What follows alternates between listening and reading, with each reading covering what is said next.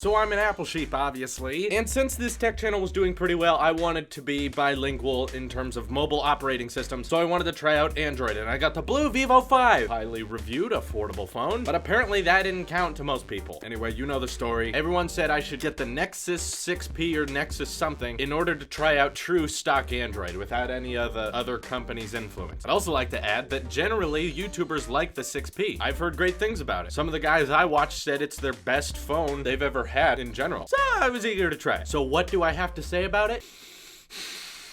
You're thinking, aren't you? I'm making you wonder about this. Yeah, I'm an Apple sheep, so we'll start out with the good. That seems fair. I like the build. The design of it is very elegant. It looks like something Apple could make with the aluminum build, that glass camera strip with the cellular bands inside, I believe. The front's very aesthetically pleasing. I like the logo Nexus. And in fact, the fingerprint sensor looks just like an iPhone's fingerprint sensor. It's a good phone. And specs are very much on point, as Android users favor. So you get a quad HD display, which looks excellent, even in a VR headset that you can slap it in. I tried that for a little while. Looks good in there. But I've read it won't be compatible with Google's Daydream coming out later in the year, their dedicated VR section of Android N. So there could be a new Nexus coming out even sooner, maybe with a 4K display, I don't know. But anyway, this thing has an AMOLED display, which we all know is the best color light display you can get. So high pixels, good colors. I really like that. I wish my iPhone looked like this. But by far my favorite feature is fast charging with USB-C. When you plug it in, it doesn't call it fast charging, it calls it rapid charging. It can call it whatever it wants. It's really nice. I drained the thing down to 0, plugged it in, and you could go from like 0 to 100 in about 90 minutes, which was really good. And I also set up Android Pay, which I really enjoyed. It's a little different than Apple Pay because you just hold the thing when it's unlocked near the reader and it goes. You don't have to open a wallet or scan your fingerprint. I can't use my fingerprint, unfortunately, but I use my Apple Watch when I use Apple Pay. But with Android Pay, you just unlock the phone and then hold it near. That's it. Real easy. The battery life typically lasted all day, but because of this stupid feature it had in the settings, I had to turn it off. Wait, sorry,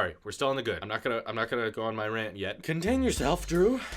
What's the other thing about it? The front-facing speakers, yes, they are loud. I mean, I'm never gonna say they're good because phone speakers can't be good. You should be using a Bluetooth speaker, headphones, or something else. I don't know if you phone people know this, but when you listen to music or watch videos with your phone speaker in public, everyone hates you. It's really annoying because there's just no way this kind of stuff can sound pleasant. But I mean, if you have to and you're by yourself and you don't want to wear headphones, these are the loudest phone speakers I believe I've ever tried. They're very loud and they're front facing, so you don't have to do this thing like you do on most phones. But again, just don't use the phone speaker. Oh, wait, sorry, I can't go into the bad yet. Focus on good, Drew. Come on, stay optimistic. Okay, so software, right? Stock Android. Stock Android it's not as good as what the blue Vivo 5 had. Dang it! Okay, it's fair game at this point. No more filters. I'm gonna be completely honest. If you love Android, you're gonna love this phone. That's a given. Good build. You'll like the specs because you're an Android person. But if you're offended by Apple sheep bashing Android, leave now. You're done. Go buy the Nexus. It's great. You know it's great. I agree with those other tech YouTubers. Now it's Apple sheep time. Are there still Apple sheep here? Good. You're gonna like this. So, when it came to Android, I used to always say, all they do is copy from Apple. Everyone just copies what Apple does and implements it. And that's why their phones are cool. Now I'm gonna start saying this. Copy Apple more. It's okay. You need to. This phone needs to be more like an iPhone. Now, first of all, I didn't understand why everyone said you need to try stock Android. Why? What's the major difference with stock Android? All people could say is it's coming directly from Google, but there's barely any differences. Plus, on the Vivo 5, I could get the Google Now launcher, and that gave you 99% of the stock Android experience. The only difference was there's no like notifications that swipe up from the bottom. That does nothing. This opens up stuff. That's really the major difference. Other than that, I detected nothing. Everything felt the same, worked the same button alignment. I don't care. What's the major difference with stock Android and all the other ones? Especially with the Vivo 5. It was like no difference. Also, no one told me that stock Android doesn't have a close all apps feature. On the Vivo 5, when you opened up multitasking, it told you how much RAM you had left and that you could close all apps with a single press. You have to do this stupid thing on stock Android. I thought that was an iOS fault that Android had a leg up on. No, stock Android has never had that feature. You have to install some other things that'll help you close all apps. Seriously, guys? Was this a prank? I miss my Vivo 5 now. That was better because because I don't care about specs. 720p in quad HD, they don't make a difference unless you put it in a headset, which I don't do. No one does that. It's stupid. Also, I'm very, very against having digital buttons on the screen instead of physical ones for several reasons. On the iPhone, the little indent of the home button helps me know the orientation it's at when it's in my pocket. When I reach for it, I know which way it's gonna be held. With this, it's just one solid piece of glass on the front. So when it's in your pocket and you pull it out, I'm always pulling it out upside down, and then I'm like, oh, whoops, I couldn't tell. There's no physical marker on the screen to help me realize what orientation it's at. I have to grab from the back, which leads to my next big issue, the button placement. The volume rockers are right dead in the middle, so that doesn't help when you're reaching in and trying to figure out what orientation you're at. They're dead center. And then the on and off switch is right next to them. And they gave it a different texture, like I'm supposed to be reaching in my pocket and then stroke my thumb across the phone, like, which button is this? Oh wait, this one's more gritty. There, got it. To me, buttons should be physical, but you shouldn't have to look for them. That means not looking at the phone and being like, which button am I pressing? I should be able to just grab the phone, feel for the buttons, and know which ones they are. That's made possible with the iPhone because the on and off switch and the volume are completely on different sides of the phone. On this, they're all blurred together. One thing I like to do is turn up the volume on my phone when I'm listening to music, and I'll end up pressing the on and off button twice because I'm trying to turn it up, which opens the camera, and then that drains the battery. So I couldn't do that anymore. And 90% of the time when your phone's resting on a desk and you're grabbing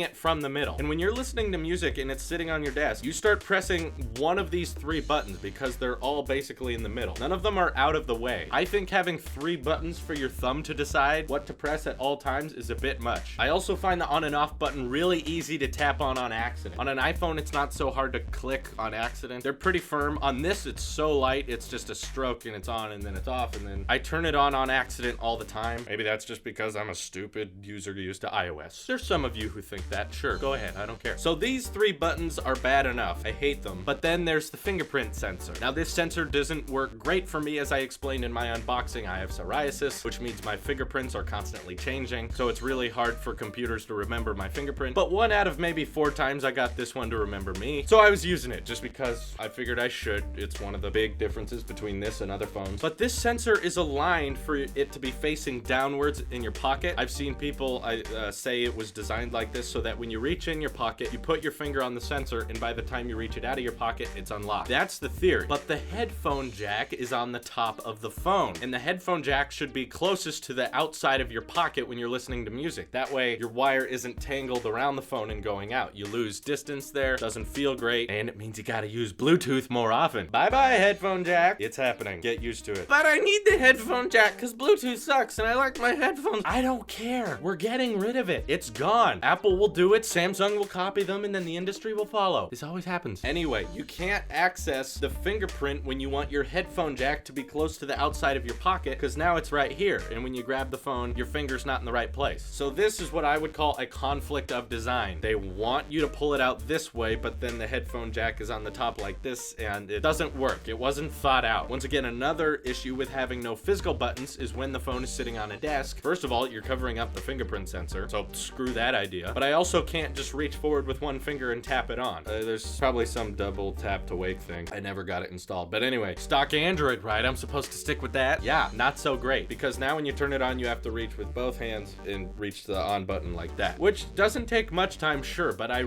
would much rather reach with one finger than my whole hand and go click, because when you click this, you start to push the phone, so you have to hold it with both fingers like this. That's just not an intuitive way to turn on a device. With an iPhone, there's just one button, hold, Touch ID opens it, that fast. And with iOS 10, you just press it twice and you're open. I'll get into the iOS 10 stuff later. Now, Nexus came with a pre-installed raise to wake feature, which basically means whenever the phone detects movement, it activates this always on screen with the OLED. I thought, oh, okay, I guess I'll get used to that, but it started to bother me because it would go off all the time when I'm in the car and it's sitting in the seat next to me, you know, playing music. On all the bumps, it would just constantly be on. And then it turned out that drained my battery life so that it was dead usually by about 3 o'clock. And I was like, well, great. Thanks for being on when I didn't want you to, and now you're dead. So I had to turn that off. And they're also adding that in iOS 10, and I think I'm gonna get rid of it because I don't want things turning on when I don't want them to. You have a battery life. Don't kill it. Now, how about that camera on there? It's got some good specs, and I think it's great for pictures and never video. Video is just terrible. There's no stabilization. I mean, it says there's digital, but I'm not detecting it. You don't realize how great optical stabilization is autofocus until it's gone. 90% of the time the phone is so shaky and the footage is so bad, it's not even worth trying. But hey, it shoots in 4K, right? 4K is nice, but 4K doesn't matter if your footage is so shaky I can't focus on any detail. That's the other thing, is autofocus is awful. You'd think it would see a face, you know, Google being smart with face detection. It'd be like, oh, a human face, I should focus on that since it's in the center of the frame and taking up most of the thing. No, it needs you to tap the screen and tell it, where do I focus? I don't know if this has laser autofocus, but if it does, it sucks because I could never get it to focus on anything I wanted to. And when I would tap on the screen, it was slow to adjust. It was like, where do I focus? Again, good specs, I guess, for a camera, but it just, video looked awful. I did a vlog with this on my vlogging channel, Tailosive Talks. Check it out if you want more of me. Less tech, just me being me. Whatever, you don't have to. I decided to do a vlog on it with this because it had a 4K. So I shot it in 4K. Yeah, looked awful. Never did it again. So again, the camera has good specs, but it's not good for everyday use, which reminds me of Android and iOS. Android always has better specs, but it's not as good for the everyday user. The little metaphor there.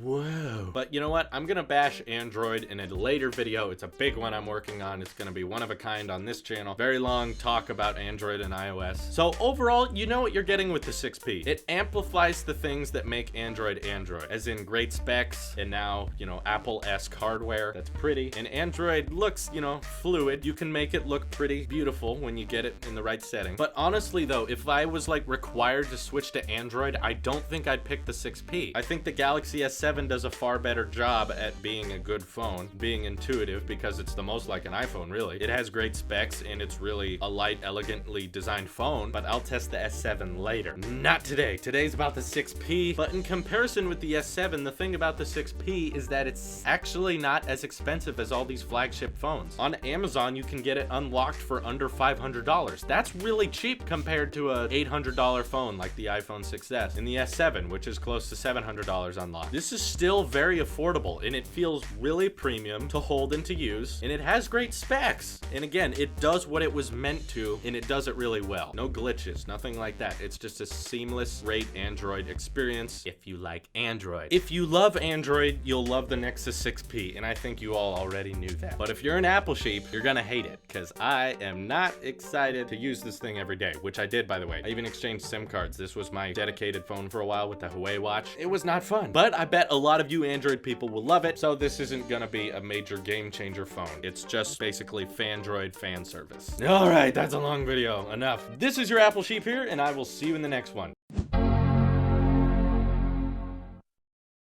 And please don't unsubscribe because I'm super biased. I mean, it's a given, but like, I still like you guys. I hope you still like me. Whatever.